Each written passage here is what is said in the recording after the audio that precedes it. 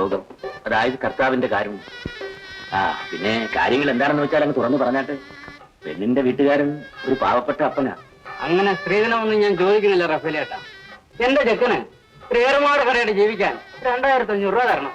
പിന്നെ നാട്ടുകാർ കാണാൻ വേണ്ടി 5 ആഭരണവും.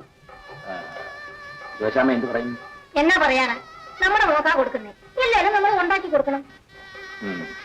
അപ്പോ ചെറുക്കന് പെണ്ണിനെ ഒന്ന് കാണണ്ടേ? ഓ, അതൊക്കെ നമ്മൾ അന്നേ തീരുമാനിച്ചതല്ലേ. അതൊന്നും പോരാ, ഇത് കാര്യം ഒന്ന് വേറെയാ. പെണ്ണും ചെറുക്കനും തമ്മിലൊന്ന് കണ്ടോട്ടെ. ലീലാമ്മ ഇങ്ങോട്ട് വരാൻ പറ.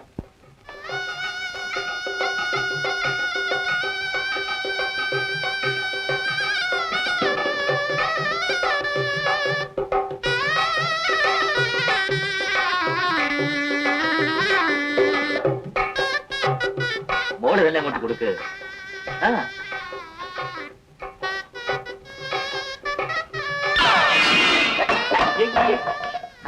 പുറത്തൊക്കെ വീണോ? സാരമില്ല, പെണ്ണിനെ ഒരിക്കലും മറക്കില്ല അല്ലയോ?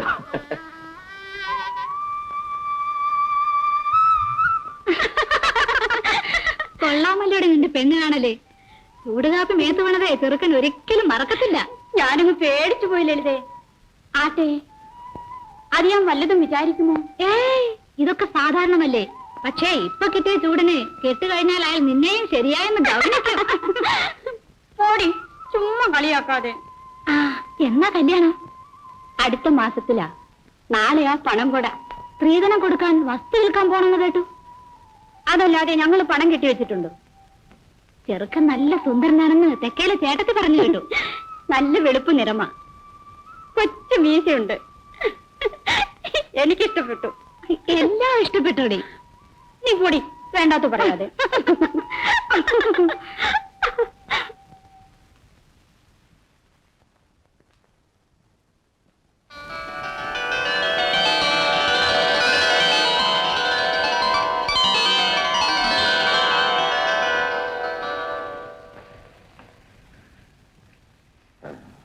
ഇതാ പ്രമാണം.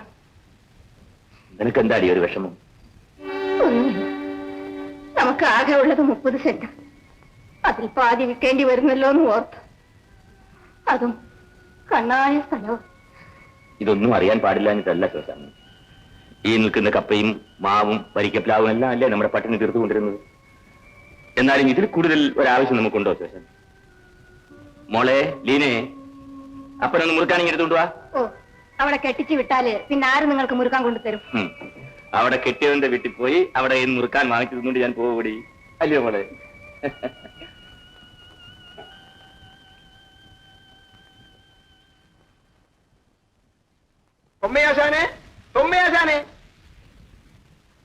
അല്ല, ഇതാരാ? എന്താ വിശേഷം? അന്ന് പറഞ്ഞ കാര്യം ഒന്ന് പറയാനാ. മുതലാളി പറഞ്ഞിരിക്കുക, ഇവിടുന്ന് കുടി ഇറങ്ങി തന്നാൽ രൂപ 3000 തരാം. ഞാൻ ചാവല്ലവർ ഇവിടെ ഇറങ്ങത്തില്ല. എന്റെ അപ്പനപ്പന്മാര് കുടിയിടുന്ന കളപ്പോടമായിരുന്നു. പിന്നെ ആശാന്റെ ഇഷ്ടം. രൂപയെ 3000 കൈ കിട്ടുന്നതാ. അത് കിട്ടിയ ചെലവാക്കാനാണോ പാട്?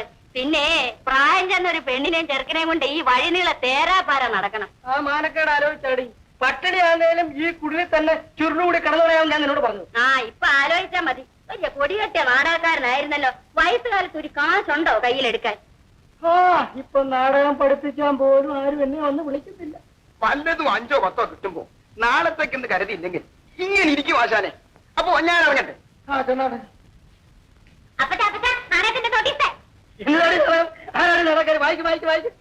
പട്ടിണി ഇടുന്ന് എഴുന്നേക്കാൻ ജീവനില്ല. എന്നാലും നാടകം നോക്കി ഇരിയാൻ ഒരു കേരളീയം. അതാടി കലയുടെ ഒരു ശക്തി. ലക്ഷോപലക്ഷം ആളുകളെ രസിപ്പിച്ചിട്ടുള്ള നടന്മാരെ ഇന്ന് നാട്ടിന്റെ ഓരോ മൂലയിലും കണ്ണുനീരും പട്ടിണിയായിട്ട് കഴിഞ്ഞുകൂടുന്നു. അവരുടെ കണ്ണുനീര് തുടയ്ക്കാൻ ആരുമില്ലാതായിപ്പോയത് എന്റെ കർത്താവ്. വായനശാലയുടെ നാടകമാ പേരെ. നീ ഒരു മനുഷ്യനാണോടാണ്? ഒന്നാമടി മോളെ, ഇത് നമ്മൾ നാട്ടുകാരോട് ചോദിക്കണ്ട. നന്ദിയില്ലാത്ത വർഗം. ആരാ നടക്കാൻ? സുപ്രസിദ്ധ നടൻ കൊച്ചുതൊമ്മിയാശാന്റെ മകൻ TP ലോസ്. ഡബിൾവേഷം. എന്റെ മകൻ പൗലോസോ? അപ്പന്റെ മകനല്ലേ അവൻ. പിന്നെ എങ്ങനെ കോണം പിടിക്കും? അവന്റെ നാടകം ഞാൻ ഇന്ന് നിർത്തിക്കാം. ഒരു ജോലി കണ്ടുപിടിച്ച് ഈ വീട് പട്ടിണി ഞാൻ നോക്കണോ അവന് വിചാരമുണ്ടോ? നീ നോക്കിക്കോ പറ്റും നാടകം. പറയണം. എടി അഹങ്കാരി, നീയാണ് എന്നെയും എടി അഹങ്കാരി, നീയാണ് എന്നെയും എന്റെ കുഞ്ഞുങ്ങളെയും നശിപ്പിച്ചത്. എന്തിനാ ഇങ്ങനെ പരിഭ്രമിക്കുന്നത്? നല്ലതുപോലെ പറയണം. ആദ്യം പോലെ പറയണം. ശരി, എന്റെ മക്കളെ ഞാൻ ഇഷ്ടമുള്ളവർക്ക് കെട്ടിച്ചു കൊടുക്കും. ഇത് ഞാൻ ആരാ ചോദിക്കാൻ? നിങ്ങൾ പേടിക്കാതിരിക്കണ്ടി മക്കളെ. എടി അഹങ്കാരി, നീയാണ് എന്നെ എന്റെ മക്കളെ നശിപ്പിച്ച്. നീയും നിന്റെ മക്കളും. എന്തായത്? ഇങ്ങനെ പേടിച്ചാണോ സംഭാഷണം പറയുന്നത്? ഡ്രസ് റിഹേഴ്സൽ നിങ്ങൾ പേടിച്ച പിന്നെ നാളെ നാടകത്തിന് എന്ത് ചെയ്യും? ഇത് ചാകാൻ പോകുന്ന സംഭാഷണം പറയുന്ന മതി. പറയണം. സംഭാഷണം എപ്പോഴും ശുദ്ധമായിരിക്കണം, വ്യക്തമായിരിക്കണം. ഞാൻ പറയുന്നത് ഉറച്ചു പറഞ്ഞാട്ടെ. ഇനി അഹംഭാവി, നീയാണ് എന്റെ കുഞ്ഞുങ്ങളെ നശിപ്പിച്ചത്. നിന്നെ ഞാൻ നല്ല ചുണയായിട്ട് കൊണ്ട് പറഞ്ഞിട്ട് കയ്യിൽ നിന്നിട്ട് ഇഷ്ടമുള്ളത് പറഞ്ഞിട്ട്. പറയണം പറയണം പറയണം പറയണം. അഹങ്കാരി, കണ്ണി ചുഴലാത്ത നിന്നെ ഞാൻ.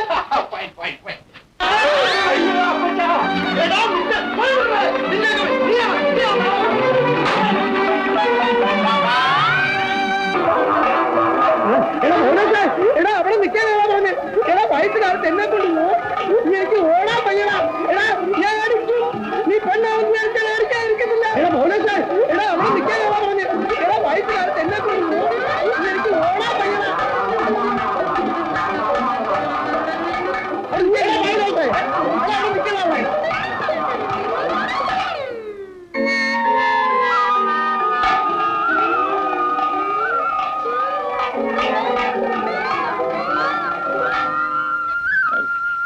ഞാൻ കെട്ടിത്തരാം. മോള് പോയി കുറച്ച് കയറെടുത്തോണ്ടോ ചെല്ലേ.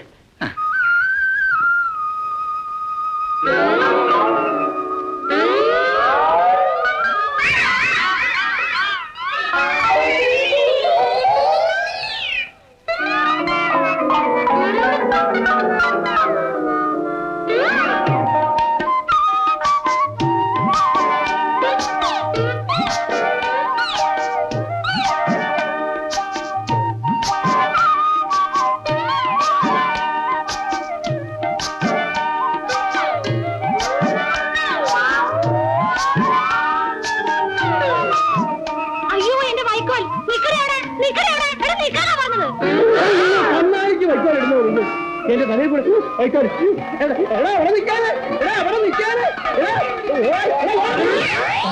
എടാ റോഡെ ആള് പോലെ കണ്ണുകാണ പോയി നിന്റെ ഞാൻ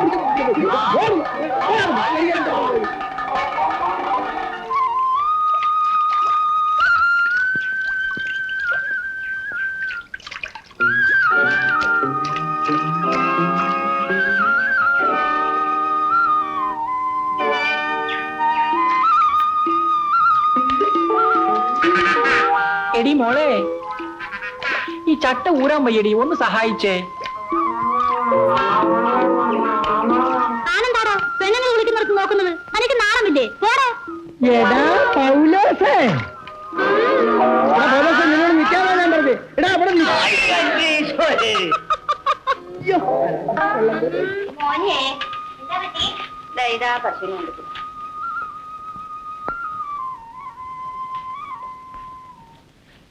ചേർത്ത് ഏതാ മനസ്സിലായില്ലല്ലോ. അമ്മച്ചി ഞാനാ പൗലൂസ്. എന്റെ ഈശോയെ, ഇതെന്താ മോനെ ഇത്? നാടകത്തിലെ വേഷം അമ്മച്ചി. അപ്പച്ചിനെ അടിക്കാൻ വരുന്നു. ഒന്ന് സമാധാനപ്പെടുത്തി, ഞാൻ നാടകത്തിൽ പോകത്തില്ല.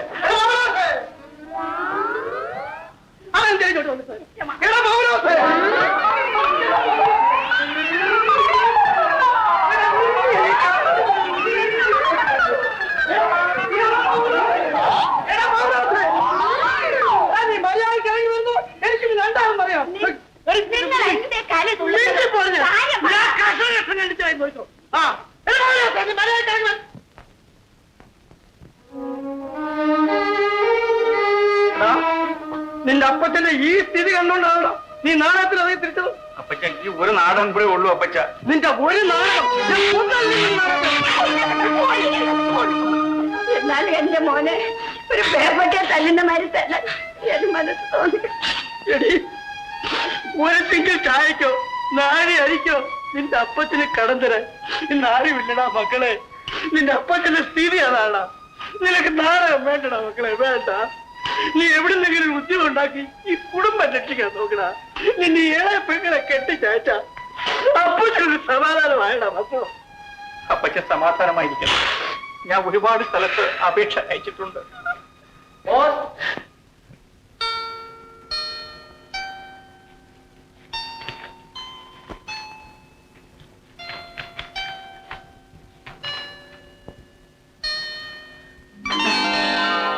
അപ്പച്ച, ആ മോട്ടോർ കമ്പനിയിൽ നിന്ന് എനിക്ക് ഇന്റർവ്യൂവിന് കത്ത് വന്നിരിക്കുന്നു. ഈ കത്ത് കിട്ടിയാൽ ഉടനെ അവിടെ ചെല്ലണമെന്ന്.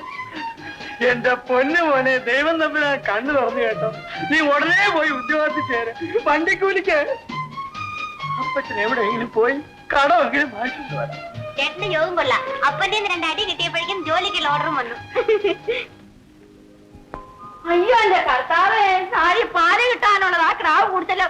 എടി വേണ്ട, നീ അപ്പുറത്തേക്ക് ആ ക്രാവിനെ പിടിച്ച് കെട്ടടി. കർത്താവേ, ആ പാലെങ്കിലും കൊടുത്താണ് ഞാൻ കപ്പ മേടിക്കുന്നത്. കാണാം എല്ലാരും തിന്നുന്നത്.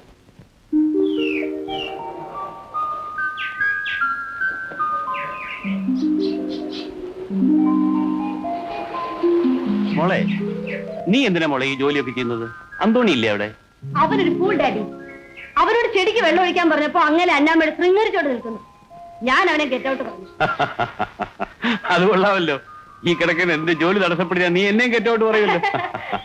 ആ മോളെ, ഞാൻ ആ കല്യാണത്തിന് പോയിട്ട് വരട്ടെ. ഡ്രൈവർ വണ്ടി എടുക്കണം. ടാറ്റാ.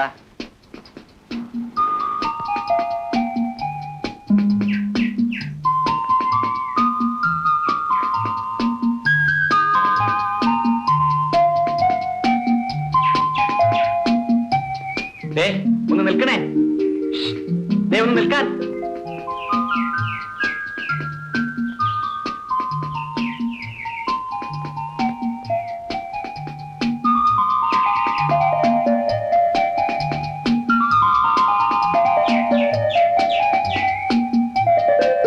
പിന്നെ എന്താ മുതലാളി അകത്തുണ്ടോ?